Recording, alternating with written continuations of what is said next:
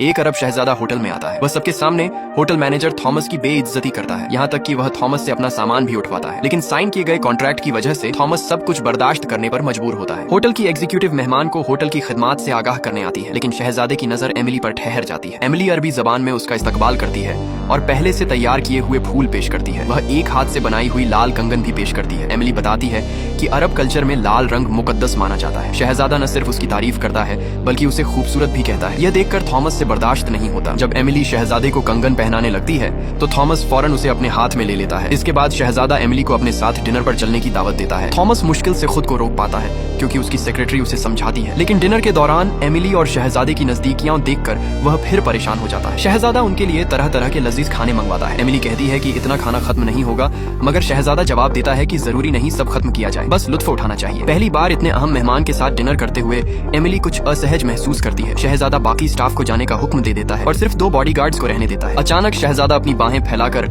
Emily को गले लगाने की कोशिश करता है, लेकिन उसी वक्त थॉमस आकर उसे रोक देता है। थॉमस सीधे आकर मेज पर बैठ जाता है और खाना खाने लगता है। शहजादा बिना झिझक उसे वहाँ से चले जाने को कहता है, लेकिन थॉमस बताता है कि उसने शहजादे के लिए एक और बेहतरीन स्टाफ मेंबर का इंतजाम कर दिया है। शहजादा साफ कहता है कि उसे सिर्फ एमिली ही चाहिए। थॉमस इनकार कर देता है और झूठ बोलता है कि एमिली उसकी पर्सनल सेक्रेटरी है। एमिली ये सुनकर हैरान रह जाती है। गैर मुतवक्के तौर पर शहजादा कॉन्ट्रैक्ट का हवाला देता है और कहता है कि होटल को उसकी हर मांग पूरी करनी होगी। मजबूर होकर थॉमस वहीं बैठ जाता है। शहजादा उससे पूछता है कि वह अपना काम क्यों नहीं कर रहा। थॉमस जवाब देता है कि कॉन्ट्रैक्ट के मुताबिक वह हर वक्त शहजादे के पास रह सकता है। दोनों आदमी एमिली के करीब रहने के लिए एक दूसरे से मुकाबला कर रहे होते हैं, जिससे एमिली की नौकरी और भी मुश्किल हो जाती है। एमिली का तनाव कम करने के लिए जब शहजादा आराम कर रहा होता है, थॉमस उससे कहता है कि उसे इतना मेहनत करने की जरूरत नहीं है। एमिली जवाब देती है कि मेहमानों को बेहतरीन खिदमत देना उसकी जिम्मेदारी है। थॉमस कहता है कि वह भी जानना चाहता है कि बेहतरीन खिदमत कैसी होती है। एमिली कहती है कि हर वक्त मुस्कुराना चाहिए और हर मेहमान को खुदा की तरह समझना चाहिए। यह कहते हुए थॉमस उसके करीब आ जाता है। दोनों एक दूसरे की आंखों में खो जाते हैं। तभी शहजादा अपनी दोपहर की नींद से वापस आ जाता है और उनका लम्हा टूट जाता है। शहजादा मजाक में कहता है कि अगली बार वह एक जहाज खरीदकर